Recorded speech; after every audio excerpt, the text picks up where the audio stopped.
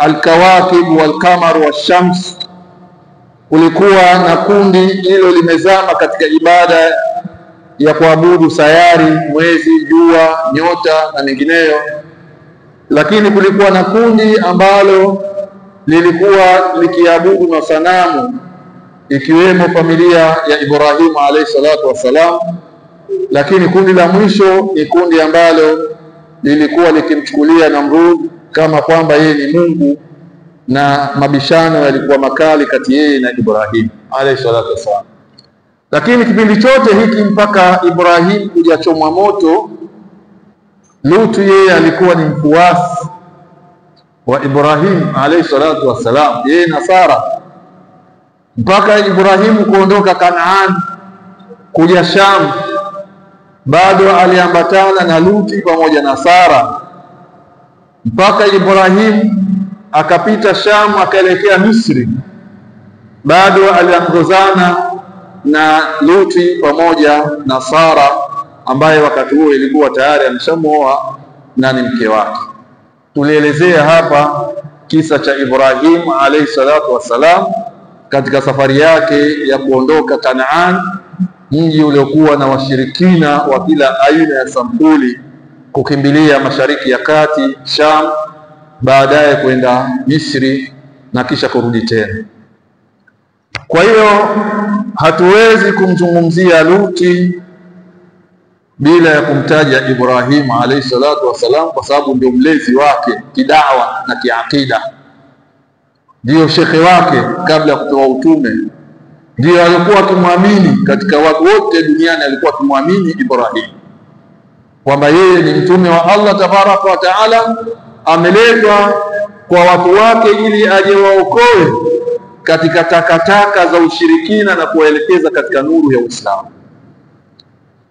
Na tutaona huko mbele hata Allah tabaraka wa taala alipotaka kuwaangamiza watu wa Lut, malaika aliowatuma wakaangamize mji wa Sadum, kwanza walipitia kwenye nyumba ya Ibrahim. Tutaona namna Allah tabaraka wa taala alivyowapitisha malaika hao. Kwa hiyo Allah tabaraka wa taala anasema kadhabat qaumu Lutin, wamekadhibisha watu wa Luti binudhuri, maonyo. Inna arsalna alaihim hasiba, hakika sisi tuliwapelekea wao mawe, upepo wenye kurusha mawe. Illa ala Luti, isipokuwa familia na watu wa Luti wale waliomwamini, hao hakupata upepo ule wenye mawe. Najainahum bisahar, watu wa Luti waliomwamini tuliwaokoa mwishoni mwa usiku. Sahar ni kile kitambo ambacho kinakaribia alfajiri, ni kile kitambo ambacho yanzilu rabbukum ila samai dunya fayaqulu hal min mustaghfirin fayaghfir lahu wa hal min sa'ili fayu'ta su'la. Ni kipindi ambacho Allah tabaraka wa taala uteremka katika uungu wa dunia, akapiga nada kwamba yuko wapi yule anataka kusamehewa nimsamehe, yuko wapi yule ambaye anataka kupewa shida zake na haja zake ili nimpe. Hiki ni kipindi ambacho watu wengi wako kwenye lindi la usingizi, lakini Allah tabaraka wa taala ndiyo ushuka, na ndiyo wakati huo huo ambao aliwapeleka malaika katika mji wa Sadum ili kwenda kuwaangamiza wale washirikina na kuwaokoa wale waliomwamini Luti alayhi salatu wassalam. Luti katika maisha yake ya da'wa, yeye alikumbana na jamii iliyokuwa imevuka mipaka, ukweli wa kuvuka mipaka, kwa sababu aligundua kwamba watu wake wana michezo isiyokuwa ya kibinadamu, hata ya kinyama. Michezo hiyo haipo kwa wanyama. Innakum latatuna ar-rijala shahwatan min duni nisa, wao walikuwa wanaingiliana wanaume kwa wanaume basi na wanawake, hawana shida na wanawake. Starehe zao ilikuwa ni dume kumparamia dume mwenziwe. Hawana shida na wanawake. Mwanamke hata ajikwatue vipi, mwanamke hata ajirende vipi, anaonekana kama amejipaka kinyesi kwenye jamii hii. Ni jamii ya ajabu sana, ni jamii ya ajabu sana. Mitego yote ya wanawake wao hawakunasa, bali walinasa kwenye mitego ya wanaume wenzao. Kwa hiyo Luti akawa anawashangaa, mjitu nyinyi aina gani mnawatamani wanaume wenzenu, hali ya kuwa maumbile tuliyoumbwa na Allah, wanaume ni kuwataka wanawake na wanawake kuwataka wanaume. Lakini ukiona dume lataka mwanamume mwenziwe, ili limeondoka kwenye ubinadamu, bali limevuka hata kwenye unyama. Kama kungekuwa na sifa nyingine labda tungempa hiyo, lakini hata mnyama hafanyi hivyo. Na ukiona mwanamke anamtamani mwanamke mwenziwe, huyo pia ametoka kwenye ubinadamu, bali alivuka hata kwenye marhala ya unyama. Kungelikuwa na sifa nyingine zaidi ya unyama, tungempeleka huko, kwa sababu wanyama wanawake hawatamaniani. Yawaje mwanamke anamtamani mwanamke mwenziwe, yawaje mwanamume anamtamani mwanamume mwenziwe. Hii ndiyo jamii ambayo alikumbana nayo Luti alayhi salatu wassalam. Kwa hiyo maisha haya yalimsumbua mno Luti alayhi salatu wassalam. Luti alikuwa mkarimu, na ukarimu ni sifa ya kila nabii wa Allah tabaraka wa taala, na ukarimu ni sifa ya kila shekhe, kwa sababu al-ulama warathatul anbiya. Tumeelewana? Na ukarimu ni sifa ya kila mcha Mungu, ukarimu. Lakini mitume walikuwa wanaongoza katika karamu. Tumeelewana? Kwa hiyo Luti ilikuwa akifurahia sana anapotembelewa na wageni, kwa sababu ile sifa ya ukarimu ilikuwa inafanya kazi kwenye maisha yake. Alitamani sana kutembelewa.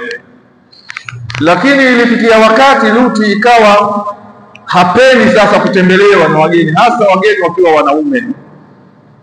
Akitembelewa na wageni wanawake anafurahi kwa sababu wapate mishemishe pale mjini, lakini wakitembea wageni wa kiume, Luti anakuwa na wakati mgumu. Allah tabaraka wa taala analizungumzia suala hili, anasema falamma jaat rusuluna Ibrahim bilbushra, pindi malaika walipomtembelea Ibrahim kumpa habari ya furaha. Ibrahim wakati amekaa kwenye nyumba yake akujua, akashtukia kuna wageni. Baadhi ya mufasirina wanasema wageni wale walikuwa watatu, lakini walienda kwa sura za kibinadamu. Ibrahim hakuwajua. Alikuwepo Jibril, alikuwepo Mikail, na alikuwepo Israfil. Walipoenda kwa Ibrahim, qalu salaman, qala salam, fama labitha an jaa bi'ijlin hanif. Allah anasema wakasalimiana pale, assalamu alaykum. Ibrahim naye akaitikia wa alaykum salam. Ibrahim alikumchukua muda, akaja na dhifa ya nyama za kuchoma ambayo ilikuwa ni kondoo alionona.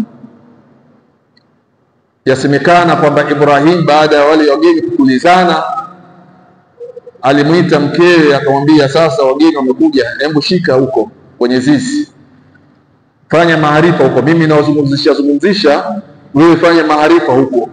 Mke akachinja akabanika huko, walivyoitwa akamshitua mumewe.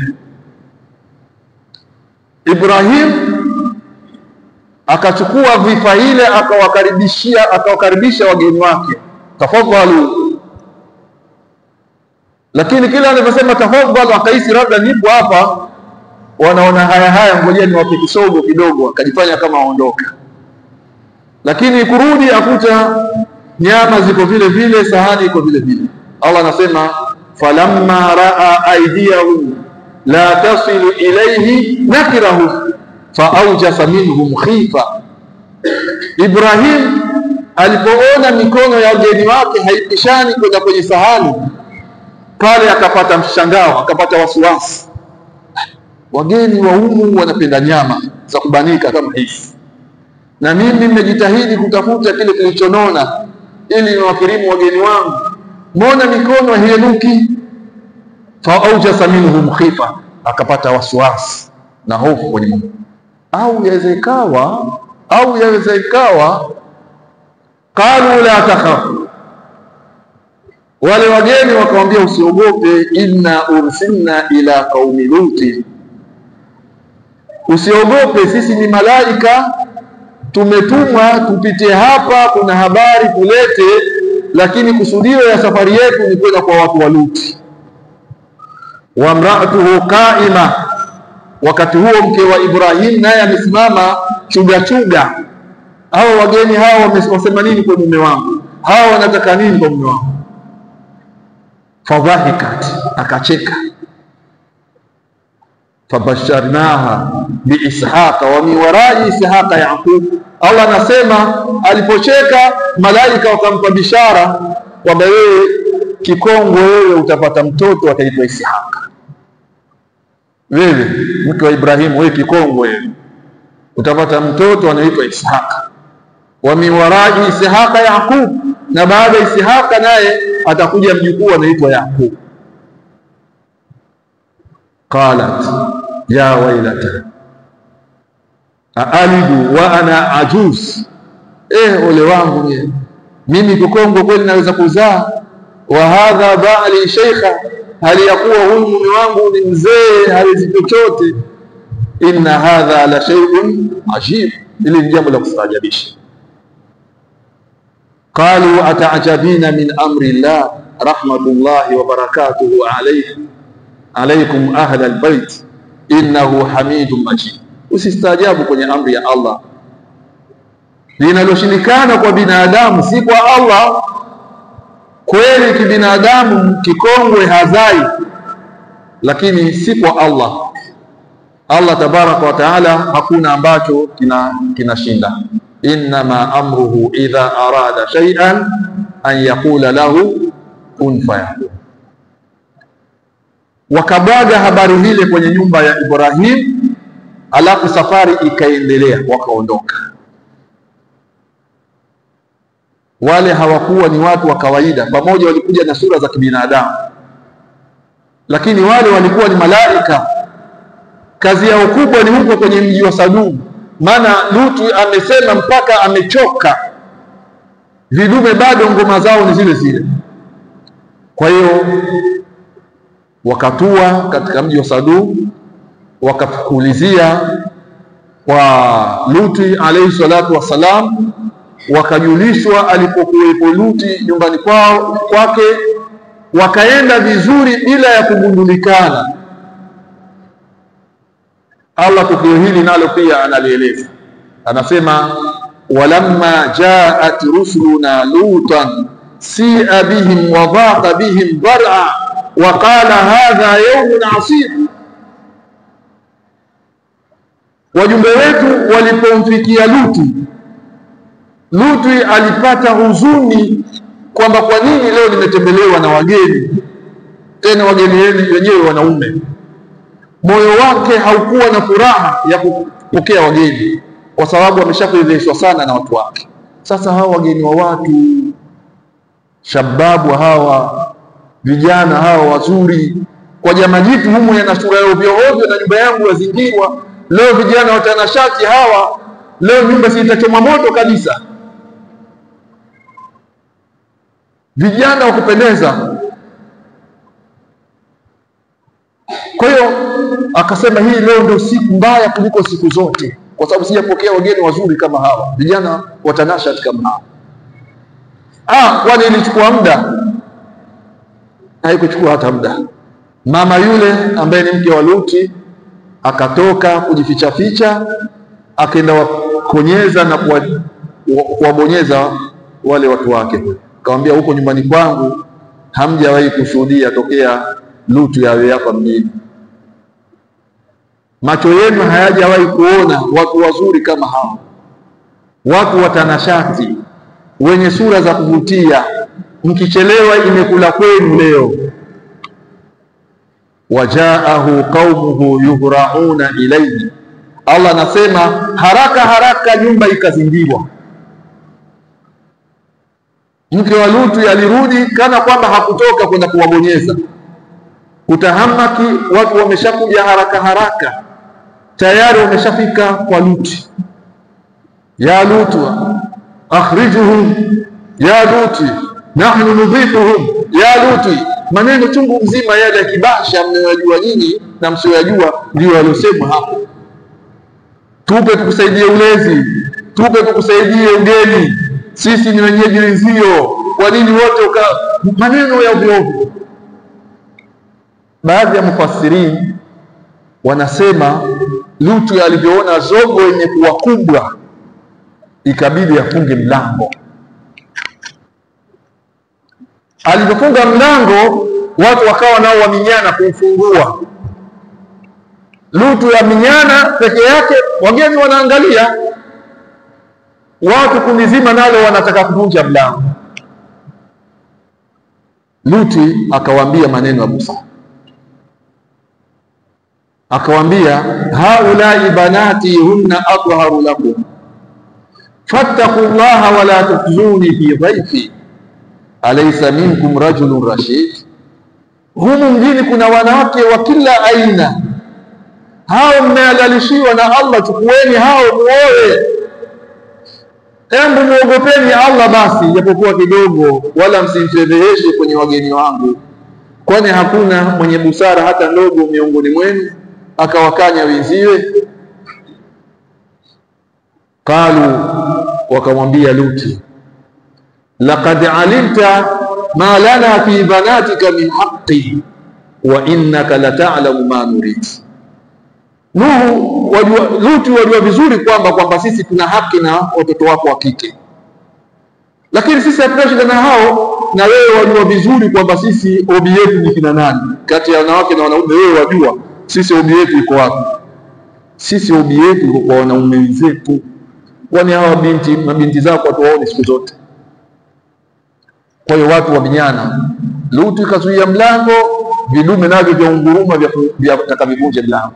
Maana yake kama umeshindwa kuwatoa kwa khiari yako Lutu, sisi tuwachukua kwa nguvu wageni hawa. Hawa ni wageni wanakuja kwenye mji wetu, mbona wote wameingia kwako alafu utaki kuwagawanyia wenzio? Malaika walivyoona vile, qalu, wakamwambia Lutu, lan yasilu ilayka. Qalu inna rusulu rabbika lan yasilu ilayka. Ewe Lutu, sisi ni malaika kutoka kwa Mola wako, na hao waache wavunje mlango, lakini kwa kuhakikishia hakuna mkono wowote kukufika kwetu sisi wala kwako. Hakuna mkono tu, waachie. Lutu akawaachia, wakavunja ule mlango, wakaingia. Baadhi ya mufassirina wanasema walipofungua tu ule mlango, Jibrili akakunjua mbawa yake moja, akawaparaza kwenye nyuso zao, wote wakawa kipofu, kama ambavyo aya tutaziona huko mbele. Akawaparaza na ile mbawa yake, nyuso zao zikawa zimefutwa mashimo ya macho, hakuna macho yenye kuona wala alama za macho, wakawa hivi. Na Allah tabaraka wa taala akamwambia Lutu kupitia hao malaika, fa asri bi ahlika bi qit'i min al-layl wala yaltafit minkum ahadun illa imra'atak innahu musibuha ma asabahu inna maw'idahum as-subh alaysa as-subh biqarib. Hakika na wewe Lutu, baada ya hawa kufanya jambo hili, bado adhabu yao inaendelea. Wewe hakikisha watu wako walikuamini unaondoka nao kabla ya alfajiri. Ondokeni hapa mjini kabla ya alfajiri, na asigeuke yoyote kuangalia nyumba isipokuwa mke wako ndiye ambaye atageuka nyuma. Na kwa kugeuka kwake nyuma ni ishara kwamba na yeye pia yatampata kama yale watakaoyapata wale ambao walikuwa kufanya matendo machafu. Wakati wa kuadhibiwa kwao ni alfajiri. Kwa hiyo alfajiri hapa isiwakute, kwani alfajiri iko karibu mno kupika. Luti akapiga koikoi pale, haya jamani, haya, na watu wake walikuwa wachache, hakukuwa na sababu ya kupiga mbio, kila mmoja akasikia, watu wakaondoka sana. Ndio hapa Allah tabaraka wa taala anasema, walivyoondoka Luti na watu wake, mkewe akawa amebakia nyuma. Allah anasema katika surati Hud, walamma jaa amruna ja'alna 'aliyaha safilaha wa amtarna 'alayha hijaratan min sijilin manbut musawwamatan 'inda rabbika wama hiya min adh-dhalimin biba'id. Amri ya Allah ilipofika sasa kuangamizwa, Jibril aliamrishwa auteke mji ule wa Sadum, aende nao juu mawinguni. Alipofika karibia na mawingu, akaamrishwa augeuze mji ule, waja'alna 'aliyaha safilaha, juu tukaufanya chini na chini tukaufanya chini, wa amtarna 'alayha hijaratan min sijilin manbut, alafu baada ya kugeuza tukateremsha mvua ya mawe yenye kuponda na kuharibu kila kitu, ambayo ndio hii aya inakuja, inna arsalna alaihim hasiba, hakika sisi tuliwapelekea wao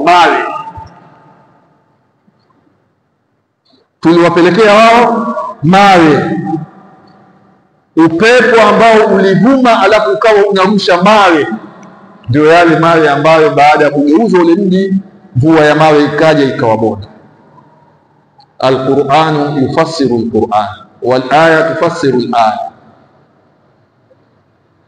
Inna arsalna alaihim hasiban, hakika sisi tuliwapelekea upepo wenye kurusha mawe, illa ala Lutin, isipokuwa wale watu wa Luti, familia yake ambayo walimwamini katika mabanati wa Luti.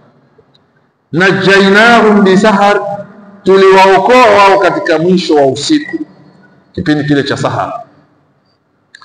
Ni'matan min indina, hali ya kuwa ni neema itokayo kwetu sisi. Kuokolewa watu hao walimwamini Luti pamoja na yeye mwenyewe Luti kuokolewa, hii ni neema Allah anasema inatoka kwetu sisi, kwa sababu hakushindwa Allah kuacha pamoja na wale wakosefu wakapigwa, lakini kwa neema ya imani waliokuwa nayo na neema ya kufuata maelekezo ya Allah tabaraka wa taala kupitia Luti alayhi salatu wassalam, Allah anasema najainahum bisaharin, tuliwaokoa wao katika mwisho wa usiku. Ni'matan, aliyakuwa hiyo ni neema, min indina, inayotoka kwetu. Kadhalika, vivyo hivyo, najzi man shakar, tunamlipa yule ambaye anazishukuru neema zetu. Kadhalika, vivyo hivyo, najzi, tunamlipa au tutamlipa man shakar, yoyote mwenye kuzishukuru neema za Allah, kama Allah alivyowalipa wale ali Luti kwa kuwaokoa na janga la kuangamizwa, kwa sababu walizishukuru neema za Allah za kumfuata Luti. Mimi na wewe pia tutaingia kwenye kulindwa na kuokolewa na majanga na Allah tabaraka wa taala, kwa sharti tutakapokuwa tunazishukuru neema za Allah tabaraka wa taala. Kuna neema nyingi sisi, wa in ta'uddu ni'matallahi la tuhsuha, mkitaka kuzidhibiti kwa kuzihesabu neema za Allah hamwezi hivyo. Neema ya wewe kutoka nyumbani kuja swali jamaa hapa, hiyo ni neema.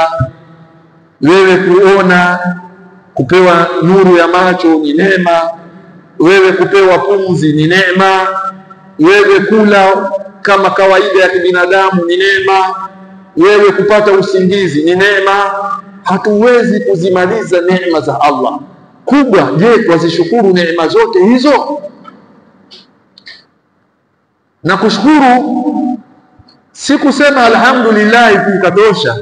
Kushukuru maana yake ni kuikabili neema ya Allah kwa matendo mema. Huko ndio kushukuru neema za Allah.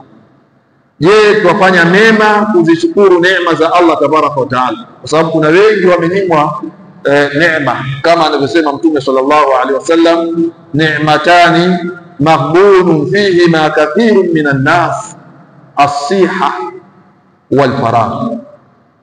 Neema mbili kuna chungu mzima katika watu wamenyimwa neema mbili. Kuna watu chungu mzima wamenyimwa neema mbili, ambayo ni neema ya afya njema na neema ya nafasi ya kufanya kheri. Wewe kama umepata afya, wallahi ikabili neema hiyo ya Allah kwa kutenda kheri. Kuna wenzio wanahangaika na afya zao miaka 10 na bado hawajapata ufungufu mpaka sasa. Kuna wenzio wanabadilisha madaktari kutwa kwa sababu ya neema ya afya wameikosa.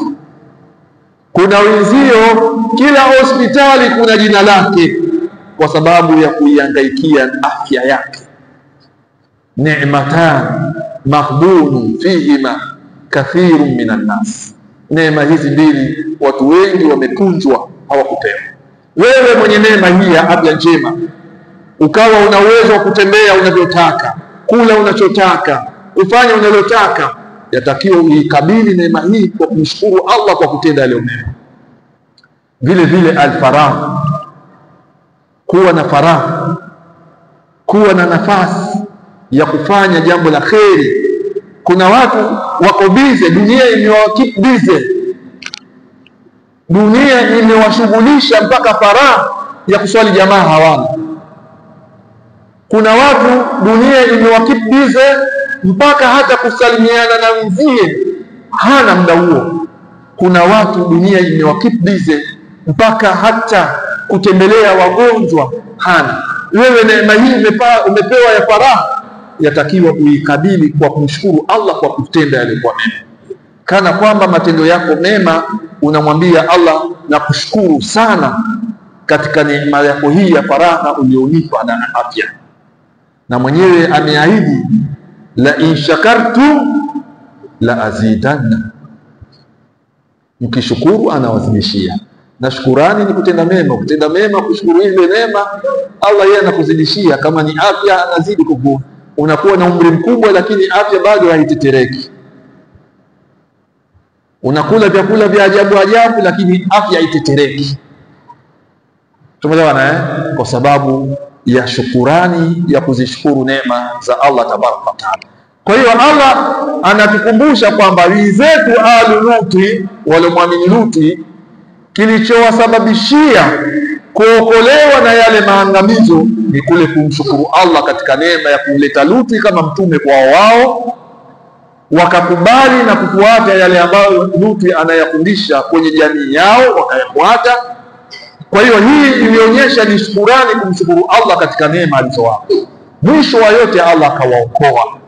Na sisi kadhalika najzi man shakar. Allah anasema vile vile sisi tutawalipa wale ambao wanazishukuru neema za Allah kama walivyozishukuru watu wa Luti. Tubakini katika taa. Hii ni kielelezo kwamba tutakuwa twazishukuru neema za Allah tabaraka wa taala. Walaqad andharahum batshatana, kwa hakika Luti aliwaofisha na adhabu zetu. Batshata bimaana adhabana wa iqabana. Siku zote Luti alikuwa akiwalingania watu wake, muogopeni Allah, acheni machafu hayo, nyinyi watu mmevuka mipaka, hayo sio katika matendo ya kibinadamu, bali hata wanyama hawatendi matendo. Alikuwa siku zote akiwaofisha. Fatamarau binuhu, lakini wakawa wanatilia shaka yale maonyo kwamba haya sio maneno yake Luti, kwamba yatoka kwa Allah, haya sio maneno ya Allah haya. Luti yeye ametunga tu maneno haya, hakuna uchafu wote tunaofanya, hii ni starehe kama starehe nyingine. Fatamarau binuhu, wakawa wanatilia shaka yale maonyo. Lakini Luti alayhi salatu wassalam, kama walivyokuwa mitume wengine, siku zote walikuwa wakiwaofisha watu wao katika maasi na kumkosea Allah tabaraka wa taala.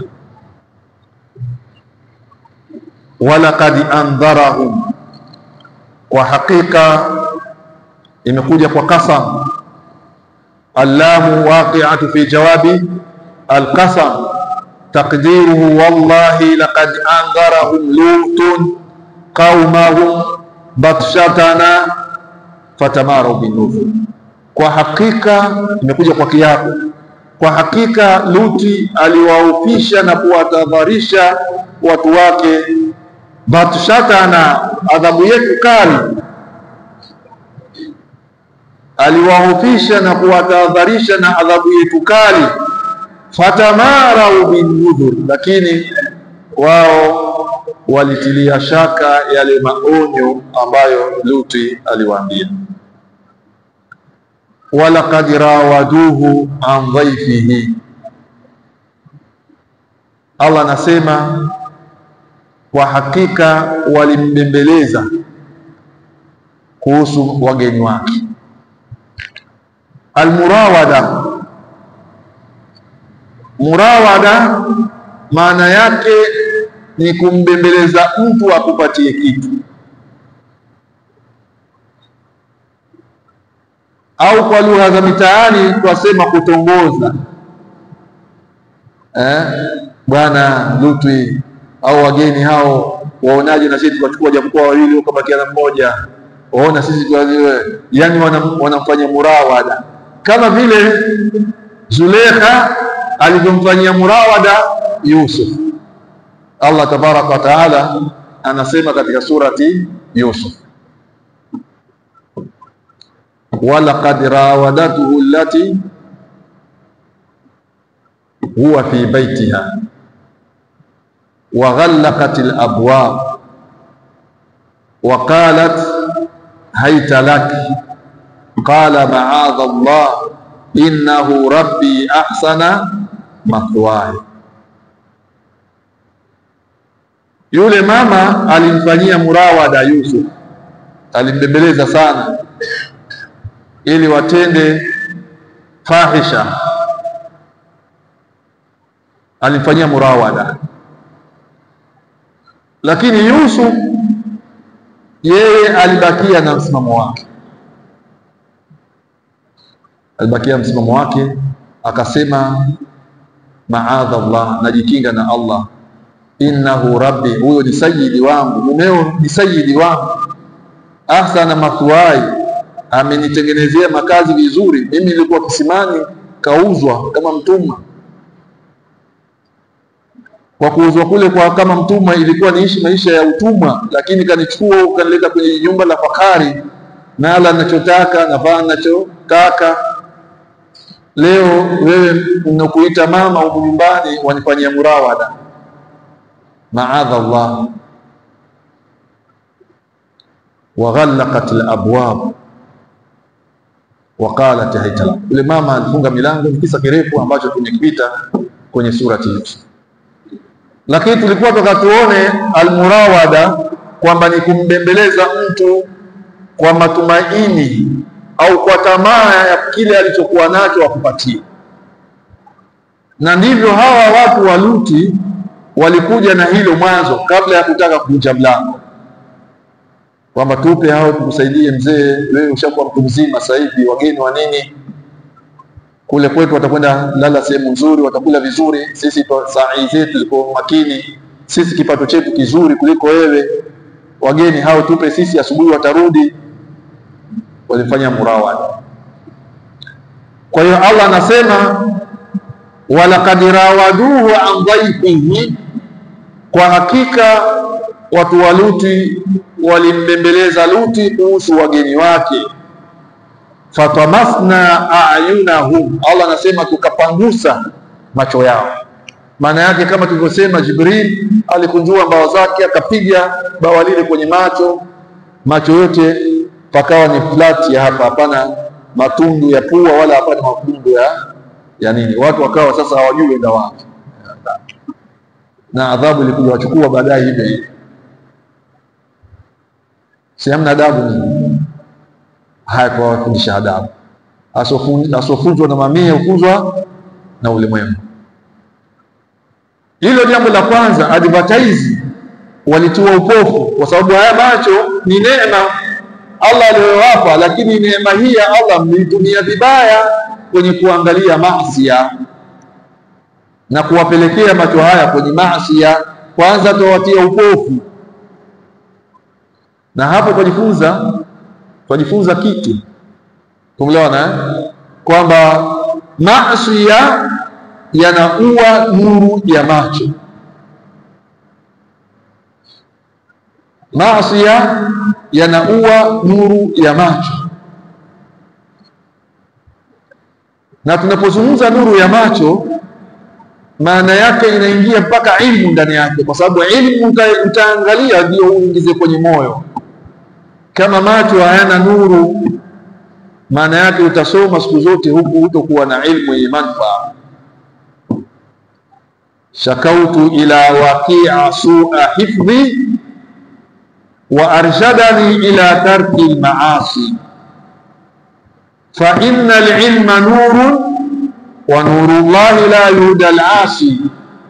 Imam Shafi alimshtakia shekhi wake siku moja, Waqi. Katika mashekhe wake mmoja wapo ni Waqi. Katika miongoni mwa mashekhe wake ni Imamu Malik. Tumeelewana? Kwa hiyo alishtakia kwa shekhi wake Waqi kwamba mbona siku hizi hifadhi yangu imekuwa mbovu. Zamani kilisoma jambo mara moja, kiliangalia jambo limenasa, lakini siku hizi naweza nikaangalia na nasumbuka sana.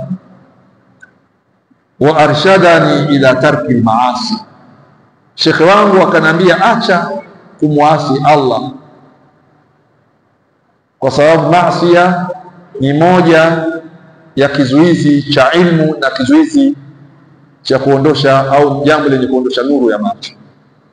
Wa arshadani ila tarki al-maasi fa inna al-ilma nuru, kwa sababu ilmu ya sheria ni nuru. Wa nurullahi la yuhda al-asi, na nuru ya Allah hapewi mtu asi. Hapewi.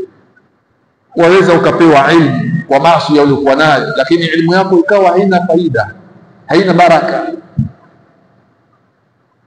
Waweza ukawa na ilmu mpaka ya madika, lakini haina baraka.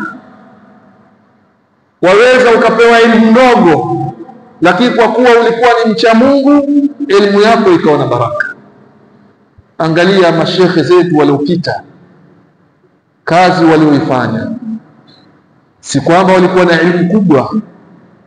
Yawezekana jamii ya sasa inawashinda mbali sana elimu walikuwa nayo, yawezekana, wallahu aalam, lakini elimu yao ilifungamana na ucha Mungu. Leo wamekufa, lakini bado wanatajwa kwa kheri. Wamekufa, lakini bado wanatajwa na kheri. Kila pembe unaenda wakuta kuna wanafunzi wao wanaombea maghfira. Kuna watu watakufa hawatotajwa kwa kheri, wala hawatakuwa na wanafunzi wa kuwataja na kheri na kuendeleza. Ni elimu isiyokuwa na baraka. Hawakuwa na elimu, lakini wana wanafunzi kila pembe ya ulimwengu. Elimu ndogo sana, yawezekana ukaifananisha ya mutawasita kwa sababu tunajifakarisha nazo, lakini masha Allah walikuwa ni wakweli, walikuwa ni wakweli. Kwa hiyo kwanza Allah katika kuadhibu watu wa Lut aliwaondolea nuru na neema ya macho. Fatamasna a'yunahum, Allah anasema tukafuta macho yao ikawa ni flat, huku wakiambiwa fadhuku adhabi wa nudhur, malaika wakiwaambia kumwakilisha Allah kwamba haya, onjeni adhabu yangu na maonyo yangu. Onjeni sasa adhabu zangu na maonyo yangu. maana Lutu alisema muda mrefu lakini hamkusikia. Aliwakataza muda mrefu, haya tembeeni sasa bila macho, tembeeni.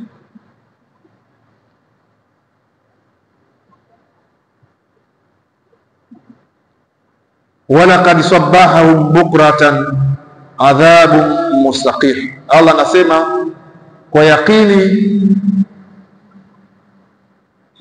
iliwafika wao wakati wa asubuhi mapema adhabu mustaqim, adhabu iliyotuama kwao, iliyojikita kwao, haikwenda kwingine, pale pale kwao ilijikita pale, ilikuwa ni mustaqim, adhabu mustaqim. Mustaqir katika irabu ni na'tu ala au na'tu li'adhab.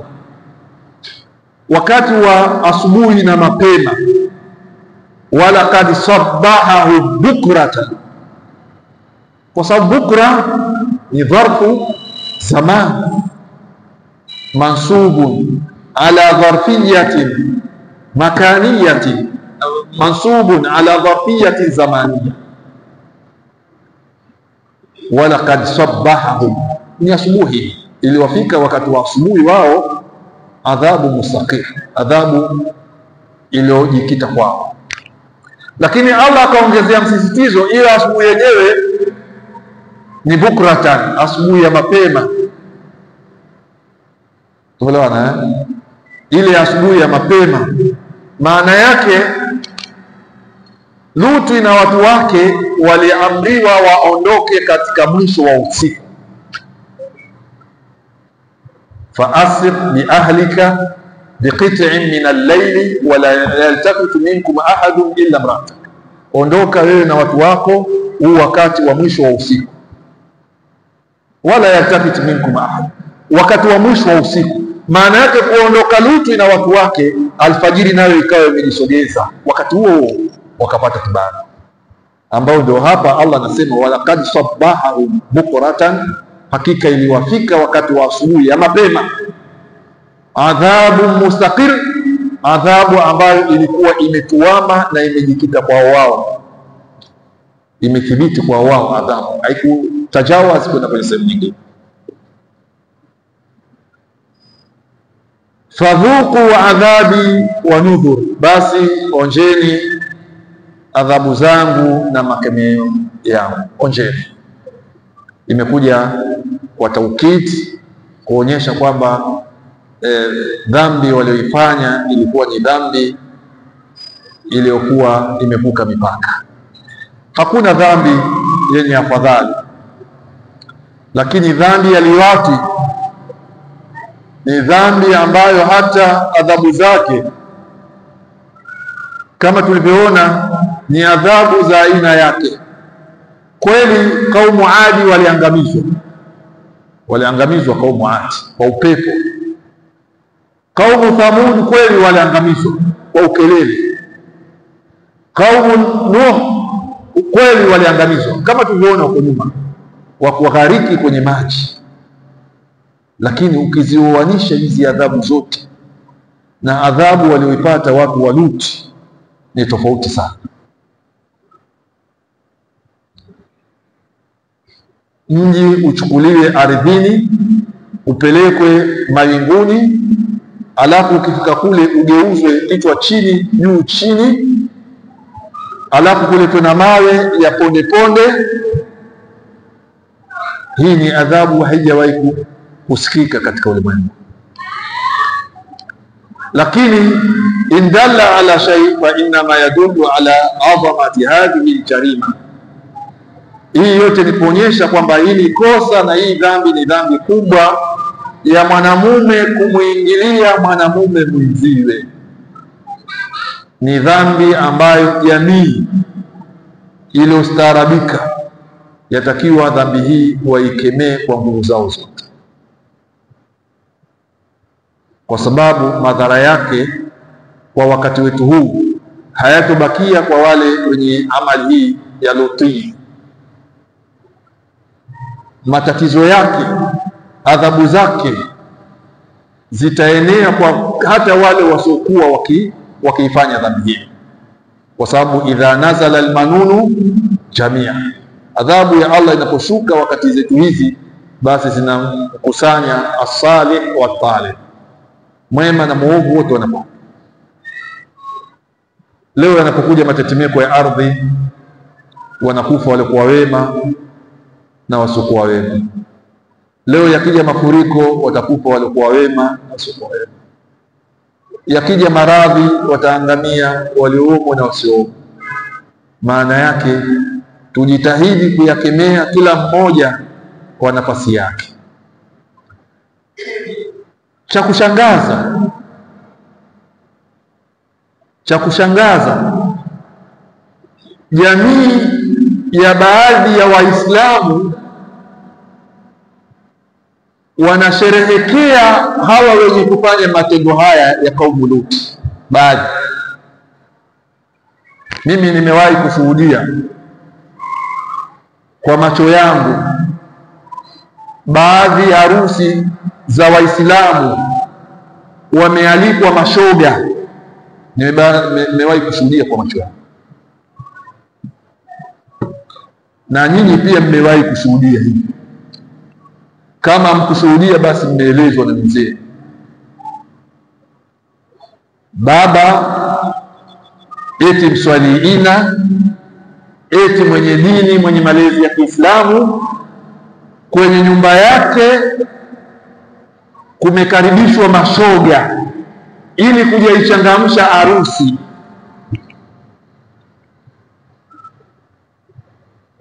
Sasa mpaka washangaa, sisi si ndio tujiita kwamba ni wastaarabu? Waislamu ndio dini iliyoleta ustaarabu katika dunia. Mtume Muhammad sallallahu alaihi wasallam ndio aliyofundisha ustaarabu. Mbona wakaribisha watu ambao Allah alisababisha kuwaondoa watu kwenye dunia kwa adhabu ya kipekee? Wewe wakaribisha kwenye nyumba yako watu wachangamsha harusi unavyosema. Hii ni laana, unaikaribisha kwenye nyumba yako. Hii ni laana, unaikaribisha kwenye familia ya yule harusi. Harusi hii itakuwa na laana kuanzia kufungwa mpaka kuendelea kama hamtotubia. Kama hamtotubia, mtakuwa mmekaribisha laana kwenye nyumba zenu. Hawa watu watakiwa walinganiwe, waache jambo hili baya, na kama itakuwa hawataki kuliacha jambo hili, watengwe na jamii. Sio kuwakaribisha, yani jamii iwatenge mpaka waone wanayofanya ni makosa, warudi kwenye usawa. Lakini mkiwapa mialiko kwenye maharusi yenu, maana yake wao watahisi kwamba jamii wako nao. Lakini hii pia itasababisha wale ambao walitamani kuingia kwenye ushoga na wao kujifunza ushoga, kwa sababu wanahisi kwamba jamii inawakubali. Walinganiwe hawa, waache madhambi haya, lakini isipokuwa hivyo watengwe kwenye jamii ili warudi kwenye usawa. Lakini majumba yetu yameshikwa na wamama wengi, na wamama wengi mafundisho ya dini yapitia kushoto, hasa wanapokuwa kwenye harusi. Mwanamke waweza ukamkuta mashaallah ana hifdhi nzuri, ana sitira nzuri kwenye maisha ya kawaida, lakini siku ya harusi kama kapiga kibiriti kwenye petroli. Sasa wenzangu kule wote wako hivi, mimi nendaje hivi bubibubi, mimi ndio hawa alafu wanatushikia majumba yetu. Ibaba limeletwa ngoma nyumbani kwake, akwambia bwana, wanawake utaweza vipi bwana? Mimi bwana nitajificha huko msikitini, utajua wenyewe bwana. Mimi sikae kabisa pale nyumbani, ndio kujificha msikitini. Khabithi kabisa. Wewe nyumba yako unajificha msikitini? Nyumba ni yako, unajificha msikitini? Waachia watu wamwasi Allah kwenye nyumba yako uliyojenga kwa thamani yako. Sasa uume wako uko wapi? Wanaume tumepewa thamani, uume ni thamani. Ar-rijalu qawwamuna ala nisa, wanaume ndio wasimamizi wa wanawake. Wao wasema mmewachia nyumba, utajua wenyewe, mimi nitajifungia msikitini. Sasa wewe jamani, sijui tumpe jina gani ambao utakuwa stahiki wewe. Kila tukokuta tumekuuzia thamani. Ndugu zangu, vitendo hivi visikaribishwe kwenye jamii yetu, wala vitendo hivi visionyeshwe support ya aina yoyote. Kama umeshindwa kuvikemea, basi usiwasapoti.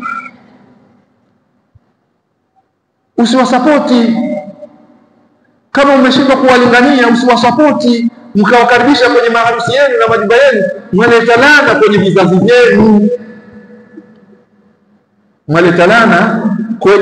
vyenu. Allah tuhifadhi na hayo. Kwa hiyo Allah anasema fadhuku adhabi wa nudhur, basi onjeni adhabu zangu na makemezo yangu na maonyo yangu. Wala kad yassarna alqur'ana lidhikri, kwa hakika tumeiwepesisha Qur'ani kwa ajili ya kuwaidhika na kuhifadhi na kuisoma. Fahal min muddakir, je, kuna yoyote mwenye kuwaidhika na hayo, ili na yeye akawa anawaidhika na Qur'ani, akaacha hayo makosa yote yaliyoletwa ya watu waliopita. Fahal min muddakir, kuna yoyote mwenye kuwaidhika? Basi tuwaidhike na haya tuliyosoma kuhusu watu wa Luti, kuhusu watu wa Thamud, kuhusu watu wa Ad. Na ukiangalia Allah kila anapozungumzia kisa cha watu fulani kwenye sura hii, alafu anahitimisha kisa hicho na maneno haya. Alipowazungumzia kaumu Ad, akahitimisha akasema wala kad yassarna alqur'ana lidhikri fahal min muddakir. Akahamia kuzungumzia kisa cha watu wa Thamud, alipohitimisha akasema hivyo hivyo wala kad yassarna alqur'ana lidhikri fahal min muddakir. Anamalizia kisa cha watu wa Luti, anahitimisha hivyo hivyo wala kad yassarna alqur'ana lidhikri fahal min muddakir. Basi haya yote itakuwa hujafundishikana chochote wala kuwaidhika na chochote kwenye visa hivi, itakuwa tumepata hasara. Kama tuwaidhika, tutakuwa tumepata hasara kama hatujajifunza lolote kwenye haya ambayo yamepita katika visa vya wenzetu, ili tukarekebisha nyenendo zetu na sulukiyati zetu katika maisha ya kila siku. Tusimame hapa kwa sababu kinachokuja nacho ni kisa mustaqilla ambacho ni kisa cha Firauna na namna ya inadi zake alizozifanya wakati akipambana na Musa alayhi salatu wassalam. Rabbana taqabbal minna innaka antas samiul alim wa tub alayna innaka antat tawwabur rahim. Rabbana la tuzigh qulubana ba'da idh hadaytana wa hab lana min ladunka rahma innaka antal wahhab.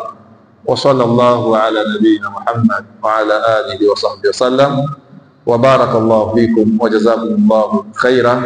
Wassalamu alaykum wa rahmatullahi wa barakatuh.